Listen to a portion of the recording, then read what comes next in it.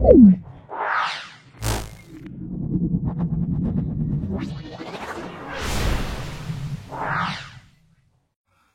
নাও আজকে 3 নম্বর সেটটা, বেলদা প্রভাতী বালিকা বিদ্যাপীঠ।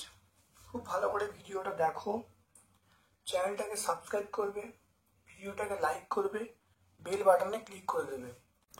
আজকে দেখো গ্রুপ এ এটা শুরু করার আগে আমরা বিগত দিনের যে ক্লাসটা করেছিলাম সেটা হলো 2 নম্বর স্কুল আরামবাগ হাই স্কুল। এখানে দেখো একটা কোশ্চেনের উত্তর ছিল, একটা কোশ্চেন ছিল জলের ওপর জলীয় বাষ্পের পরিবর্তে শুষ্ক বায়ু থাকলে পৃষ্ঠটান কি হবে? হ্রাস পাবে, বৃদ্ধি পাবে, অপরিবর্তিত থাকবে, আর জলের অণুর গঠনের উপর নির্ভরশীল। এই প্রশ্নের উত্তর দেখে নাও, একটু এখানটা দেখে নাও। দেখো তরলের মুক্ত পৃষ্ঠের উপর মাধ্যমের ওপর পৃষ্ঠটান নির্ভর করে। শুষ্ক বায়ু থাকলে পৃষ্ঠটানের মান কত হবে? 72 ডাইন পার সেমি হবে।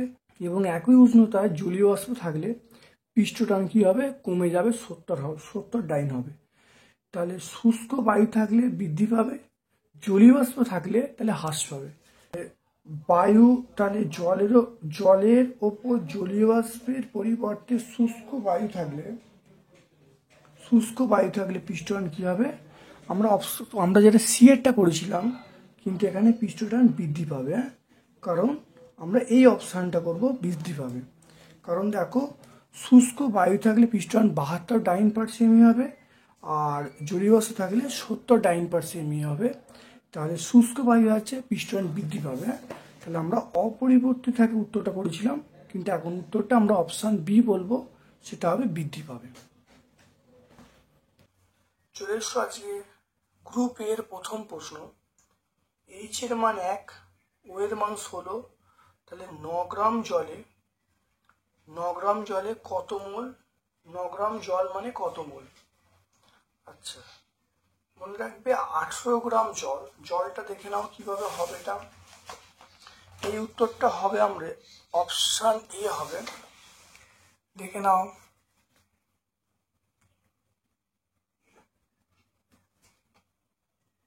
জল H2O, এটা 2 + 16 মানে 18 গ্রাম।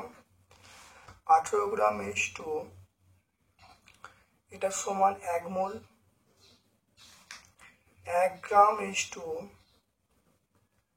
1/18, 9 গ্রাম H2O আমরা বলবো 9/18, অর্থাৎ হাফ মোল। এটা আমরা বলবো 0.5 মোল। দেখে নাও, এটা হবে, দেখে নাও 0.5 হবে। যে মিশ্রণটি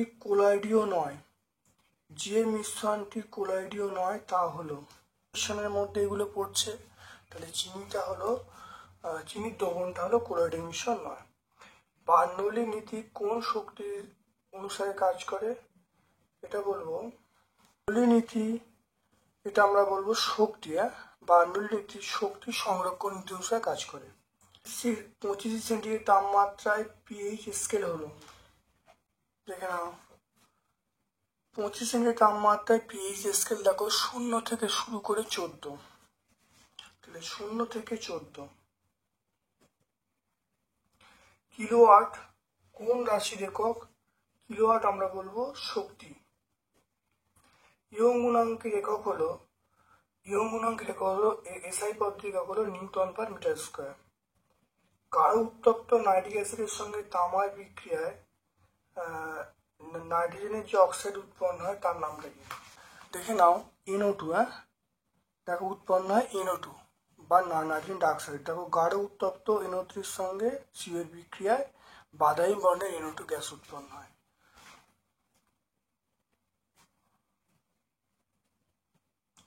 CO2 অণুতে কার্বনের শতকরা পরিমাণ। CO2 মানে এখানে 12, 2 × 16 গ্রাম এটা 44 গ্রাম। তাহলে আমি এখানে বলছি 44 গ্রাম CO2-তে সি আছে কত, 12। দেখে নাও 12 আছে। আর 1 গ্রাম CO2-তে সি আছে, তাহলে আমরা বলবো 12/44। আর 100 গ্রাম সি আছে মানে কার্বন আছে, সিটার পর কার্বন লিখলাম, কার্বন আছে কত, 12 × 100/44। দেখো 27.27। তাহলে আমরা বলবো এইটা এত %। অপশান বি আমরা বলবো, অ্যান্সারটা অপশান বি। দেখে নাও এটা 27 তাহলে 44 গ্রাম CO2-তে সি বা কার্বন আছে 12, একে কত আর 100 কত করলে 27.27। তাহলে অ্যান্সারটা চলে এলো 27 দেখে নাও 27.27%। এরপর চলে এসছো গ্রুপ বি এর প্রশ্নে চলে এসছো গতিশক্তির মাত্রীয় সংকেত। দেখে নাও গতিশক্তির মাত্রীয় সংকেত সেটা আমরা বলবো, দেখে নাও mL²T⁻²। গতিশক্তি। আচ্ছা, প্রান্তীয় বেগে যখন বস্তু পড়তে থাকে তখন তার আপাত ওজন কি বলবো, 0 হয়। হ্যাঁ, কারণ সমবেগ অর্জন করে, সমবেগ অর্জন করার জন্য আপাত বেগ 0 হয়। কৃত্রিম প্রক্রিয়া আর্কিমিডিস সূত্র প্রযোজ্য হয় কি না, প্রযোজ্য হয় না। পিতলে দাবক এবং দ্রাবকের নাম বলতে বলছি। দেখে না পিতলে বেশি কি থাকে, পিতলে বেশি থাকে আমরা দেখো কপার, আর কম থাকে জিঙ্ক। তাহলে বেশি যেটা সেটা দ্রাবক, তাহলে কপারটা হলো দ্রাবক। তাহলে আমরা জেডেনটা, জিঙ্কটা হলো দ্রাবক আর দ্রাবক হলো কপার। আইসক্রিমে কোন সংরক্ষক কোলয়েড ব্যবহার করা হয়? আমরা বলবো আইসক্রিমের কোন সংরক্ষক, এটা আমরা ইমালশন বলবো। হ্যাঁ, এটা আমরা ইমালশন বলবো। তাহলে কোন কোলয়েড, এটা আমরা ইমালশন বলবো।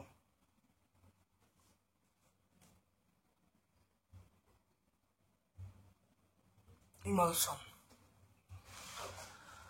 তারপর দেখো রবার। দেখে না রবার স্টিল অপেক্ষা বেশি স্থিতিস্থাপক।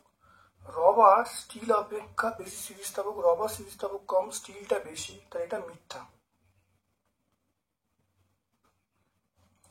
তারপর চলে এসো 1 মিলিমোল সমান 10⁻³ মোল। দাঁতের ইনামেলের মুখ্য উপাদান।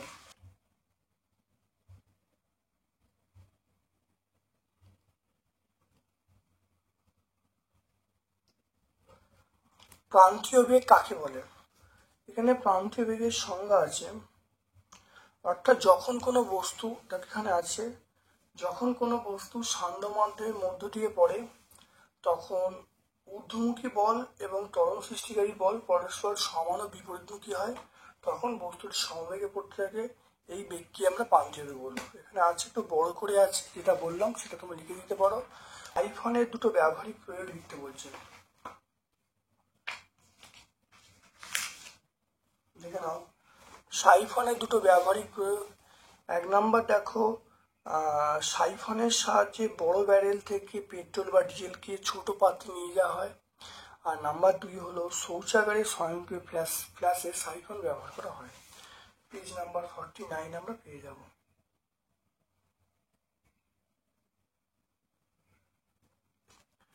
জলের ফোঁটা গোলাকার হয় কেন? দেখতে পাচ্ছ, তাহলে পিষ্টনের জন্য জলের ফোঁটা গোলাকার হয়, এই কারণটা এখানে পড়ে নেবো, ভালো করে দেখে নাও। কেটে গেলে রক্তপাত বন্ধ করার জন্য ফটকিরি ব্যবহার করা হয় কেন? তো কেটে গেলে রক্তপাত বন্ধ করার জন্য আমরা ফটকিরি ব্যবহার করি।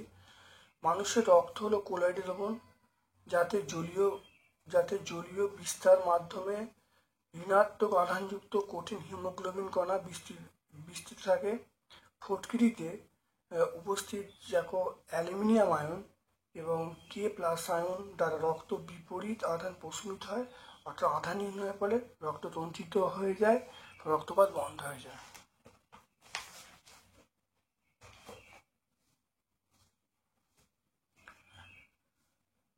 এরপর দেখো 12.044 × 10⁻20 সংখ্যা অ্যামোনিয়া অণুর ভর গণনা করতে বলছে। ভর কত হবে?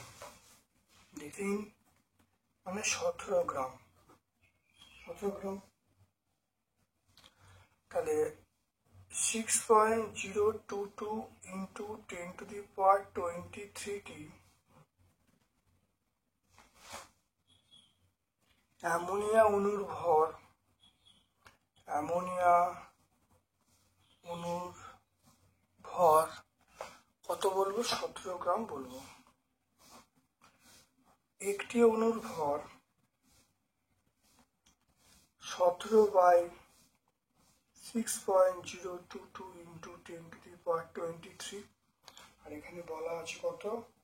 12.044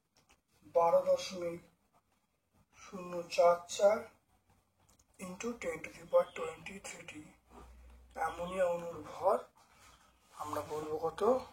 17 × 12.044 × 10⁻23/6.022 × 10⁻23। 10 কেটে গেল, এটা কেটে গেলে 2 হয়ে যাবে, তাহলে অ্যান্সার হবে 34 গ্রাম। তাহলে অ্যান্সার পেয়ে গেলাম, দেখে নাও 34 গ্রাম। দেখে নাও তাহলে 6.022 × 10⁻23 অ্যামোনিয়া অণুর ভর হলো 17 গ্রাম, একে কত? আর 12.044 × 10⁻23 বার করে দেখো কত আসে? 34 গ্রাম।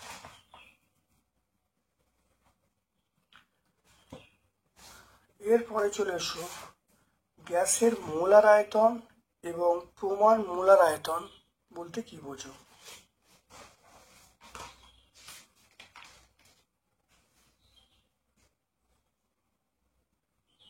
বলতে নির্দিষ্ট উষ্ণতা ও চাপে কোনো গ্যাসীয় পদার্থ 1 মোল পরিমাণ যে আয়তনকে আমরা মোলার আয়তন বলবো। আর প্রমাণ মোলার আয়তন মানে এসটিপিতে মোলার আয়তন বলতে এখানে প্রমাণ চাপ উষ্ণতায় অর্থাৎ এসটিপিতে যে কোনো গ্যাসের 1 মোল আয়তনকেই আমরা মোলার আয়তন বলবো। দেখে নাও দুটো সংজ্ঞা পেয়ে গেলাম। এটা 181, 182 পেজে আমরা পাবো। পেজ নাম্বার 181 এবং পেজ নাম্বার 82 পেজে পাবো। কস্টিক সোডা দ্রবণে অ্যালুমিনিয়াম যোগ করলে কি ঘটবে? সোডা দ্রবণে অ্যালুমিনিয়াম যোগ করলে দেখে নাও সোডিয়াম অ্যালুমিনেট এবং হাইড্রোজেন উৎপন্ন হয়। তাহলে কস্টিক সোডা দ্রবণে অ্যালুমিনিয়াম যোগ করলে সোডিয়াম অ্যালুমিনেট এবং হাইড্রোজেন উৎপন্ন হয়। দেখতে পাচ্ছ 104 পেজ আমরা পেয়ে যাব। ভাষাটা প্রথম লিখবে, ভাষাটা লেখার পরে এই বিক্রিয়াটা লিখে দেবে। 104 পেজ আমরা পেয়ে যাব। আম্লিক অক্সাইড কাকে বলে উদাহরণ দিতে বলছি।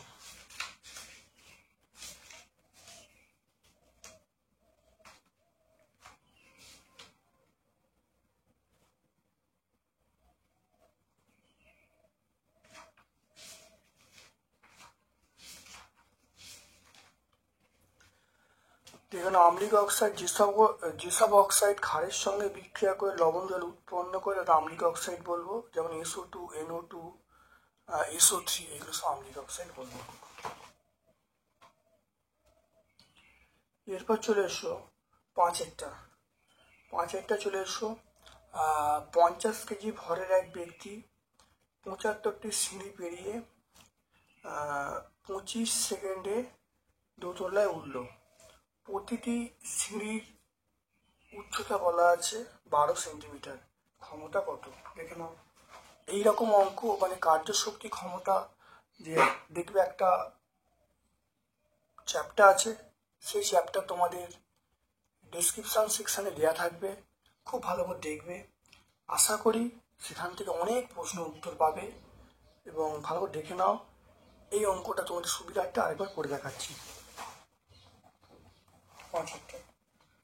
দেখো এম এর মান বলা আছে 50 কেজি, একটা সিঁড়ির উচ্চতা বলা আছে 12, তাহলে 75টা সিঁড়ি ইন্টু 12 সেন্টিমিটার।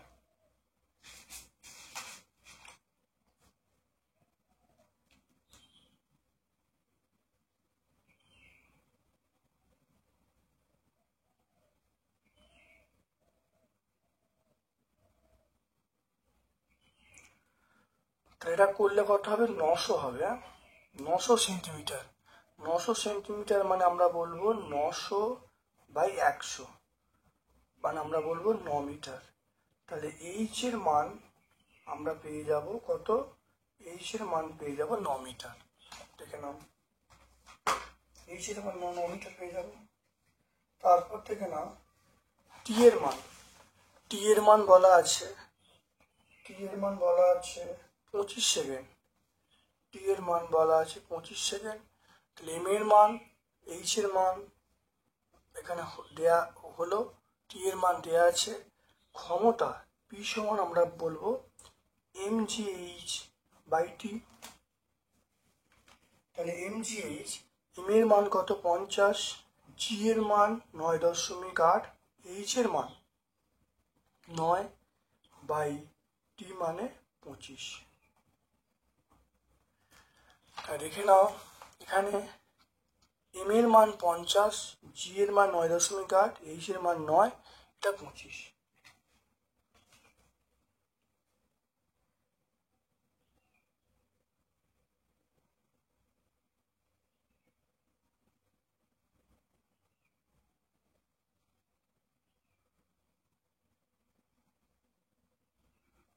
এটা ক্যালকুলেশন করলে যেটা আসবে, পি এর মান 176.4।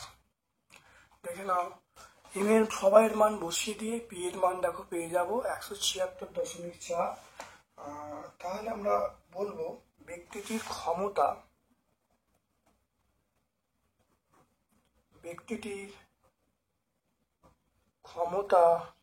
176.4 ওয়াট। ব্যক্তিটির ক্ষমতা কত বলবো? 176.4 ওয়াট আমরা বলবো।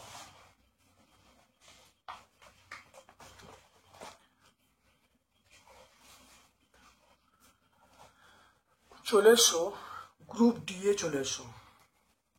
গ্রুপ ডি এ আমরা চলে আসছি। বার্নৌলির উপপাদ্য বিবৃত করো।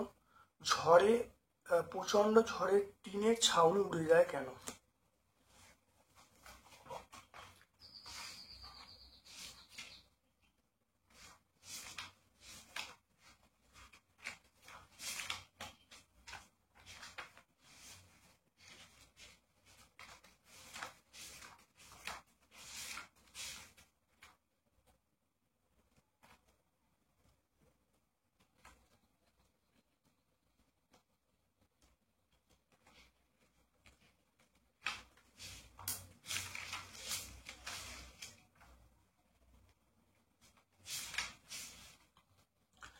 দেখে নাও বার্নৌলির উপপাদ্য। আদর্শ প্রবাহী ধারারেখ প্রবাহের ক্ষেত্রে ধারারেখ যে কোনো বিন্দুতে প্রতি একক আয়তনে প্রবাহীর গতিশক্তি, স্থিতিশক্তি, চাপ শক্তির সমষ্টি ধ্রুবক হয়। দেখতে পাচ্ছ? আর ঝড়ে টিনের চালা উড়ে যায় কেন? তীব্র ঝড়ে অনেক সময় টিনের চালা উড়ে যায়, কারণ তীব্র ঝড়ের ফলে চালার উপর দিয়ে বায়ু প্রবাহের বেগ বেশি হয়, ফলে গতিশক্তি বেশি হয়, চাপটা কমে যায়। আর ঘরের ভিতরে মোটামুটি চাপ স্থির থাকায় বাইরের তুলনায় ঘরের চাপ বেশি হয়, ফলে ঊর্ধ্বমুখী বল প্রযুক্ত হয়, ফলে চালাটা উড়ে যায়।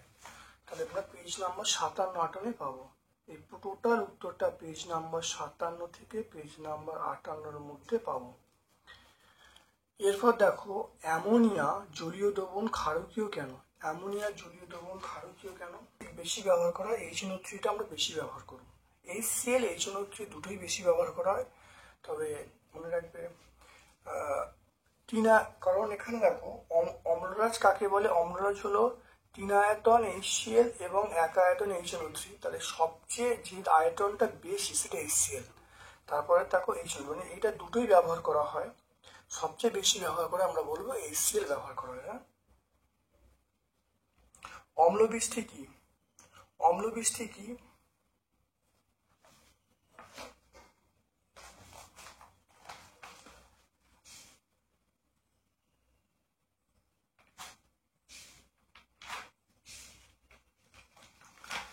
দেখো, অম্লবৃষ্টি প্রধানত H2SO4, HNO3, H2CO3, HCl এর মিশ্রিত বৃষ্টি। অম্লবৃষ্টিতে জলের পিএইচ এর মান সেটা হলো 3.5 থেকে 5.6 হয়।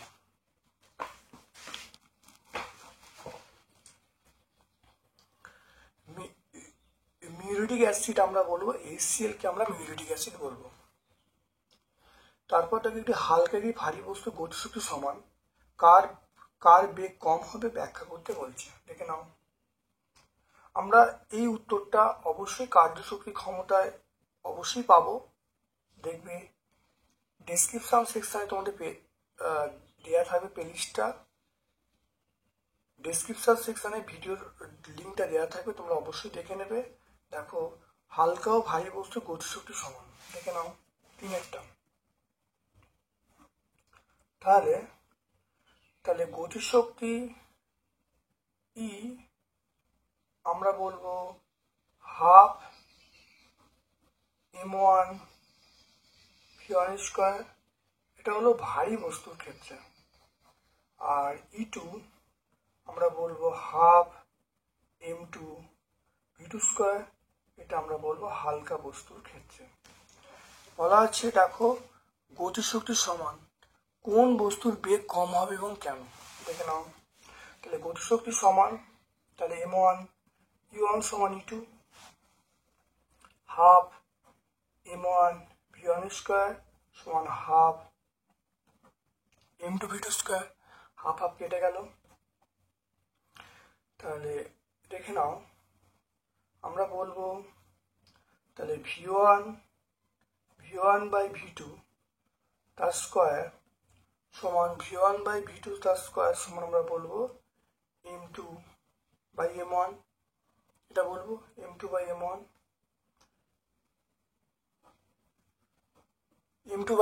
বলবো। এখানে দেখো ভারী বস্তু, তাহলে m1টা বড় কার থেকে, m2 থেকে, m1টা বড় m2 থেকে, তাহলে m1টা m2 থেকে বড় হয়, তাহলে আমরা বলবো তাহলে m2 বাই m1 এটা লেস দ্যান 1 হবে, এটা 1-এর থেকে ছোট, তাহলে আমরা এখান থেকে বলবো v1 square less than v2 square, তাহলে v1 লেস দ্যান v2।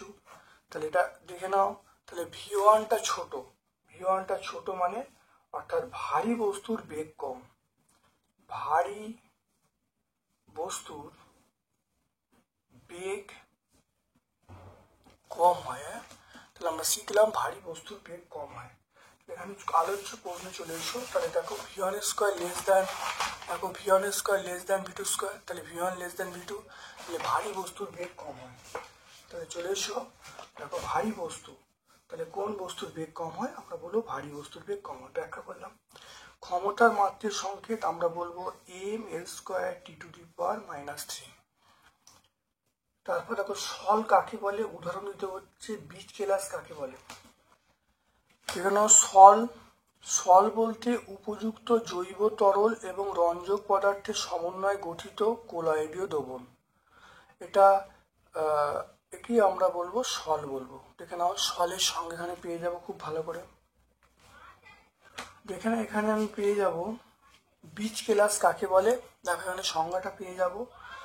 উচ্চতর উষ্ণতায়, দেখে নাও, উচ্চতর উষ্ণতায় সম্পৃক্ত ও নিম্নতর উষ্ণতায় এলে কেলাসন শুরু হতে চায় না, সেক্ষেত্রে সম্পৃক্ত দ্রবণে ছোট আকার কেলাস যোগ করলে প্রক্রিয়া দ্রুত শুরু হয় এবং ক্ষুদ্র একক কেলাসকে আমরা বীজ কেলাস বলবো।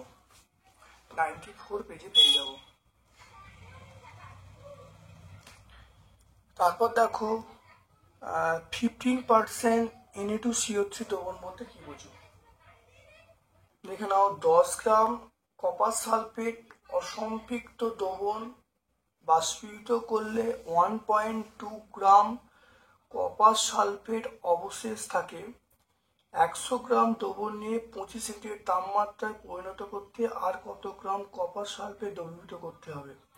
দ্রবণের দাব্যতা 25 বলা আছে। চারের দাগের চারের অথবা দেখে নাও। প্রথমে দেখো আমরা করে নেব 10 গ্রাম দ্রবণে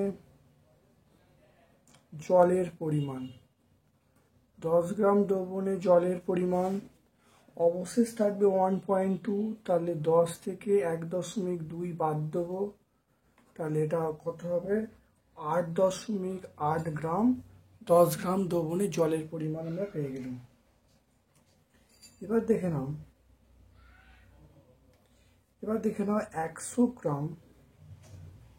100 গ্রাম দ্রবণে CuSO4, 100 গ্রাম দ্রবণে CuSO4 থাকবে।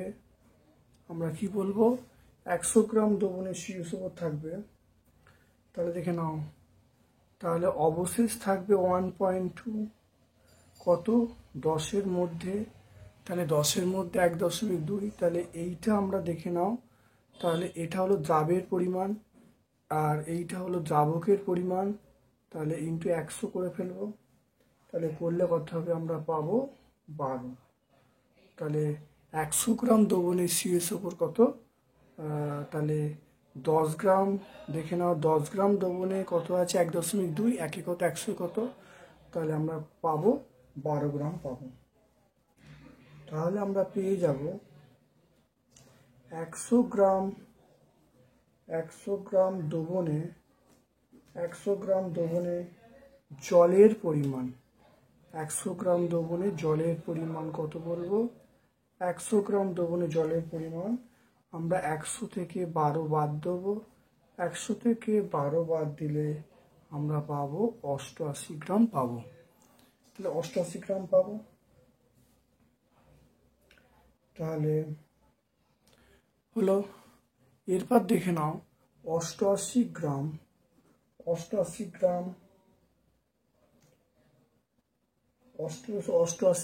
জলে সম্পৃক্ত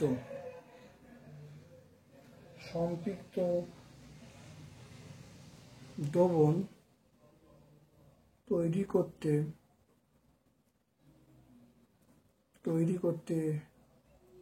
CuSO4 প্রয়োজন, কত? সেটা কত বলবো? দেখো 25/100 ইন্টু 88, এটা করলে কাটাকাটি করলে 4 হবে, এটা হবে 22, তাহলে আমরা বলবো 22 গ্রাম পেয়ে যাব, 22 গ্রাম। তার অতএব আরও CuSO4 প্রয়োজন, কত?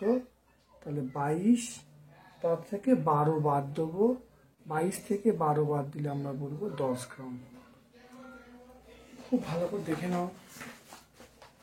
আমরা প্রথমে যেটা করলুম, 10 গ্রাম দ্রবণে জলের পরিমাণ 100 মাইনাস 1.2 মানে 8.8 গ্রাম। এবারে 100 গ্রাম দ্রবণে, তাহলে 10 গ্রাম দ্রবণে CuSO4 আছে 1.2, একে কত 100 কত করলে কত আসছে? 12 গ্রাম।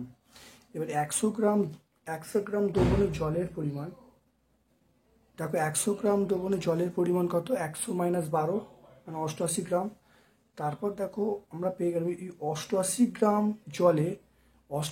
জলে সম্পৃক্ত দ্রবণ তৈরি করতে CuSO4 লাগবে কত? 25/100 ইন্টু 88, তাহলে কত বেরোলো? 22 গ্রাম। তাহলে কত CuSO4 লাগবে আরও? সেটা 22 মাইনাস 12 মানে 10 গ্রাম, এটাই অ্যান্সার।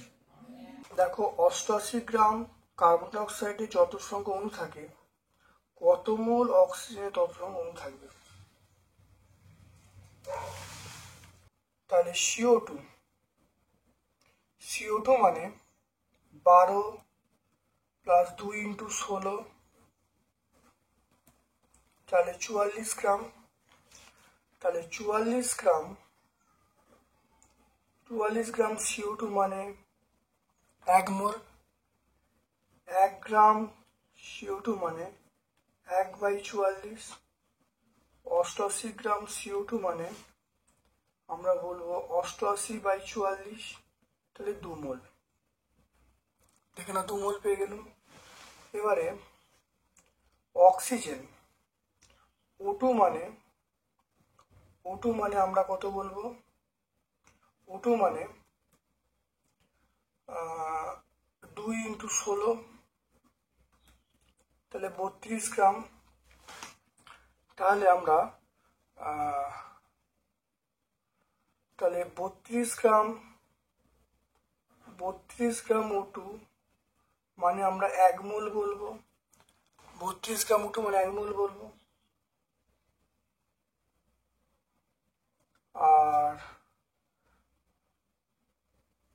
ঠিক আছে, তাহলে 1 মোল O2 মানে 32 গ্রাম। আর এখানে কত বলা আছে? 2 মোল। 2 মোল O2 মানে আমরা বলবো 64 গ্রাম।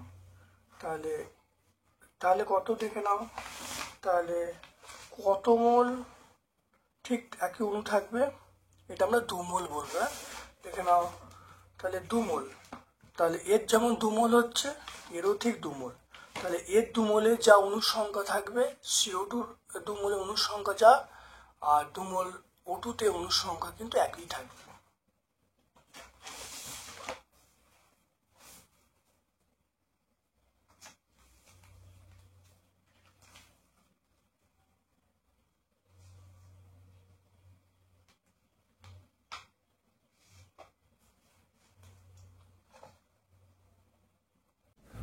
তাহলে আজকে আমরা এখানে ভিডিওটা রাখছি। ভিডিওটা প্রথম থেকে শেষ পর্যন্ত দেখবে। আশা করি আমার এই ভিডিওতে উপকৃত হবে। আমার পক্ষ থেকে সকলকে ধন্যবাদ এবং শুভকামনা জানাচ্ছি।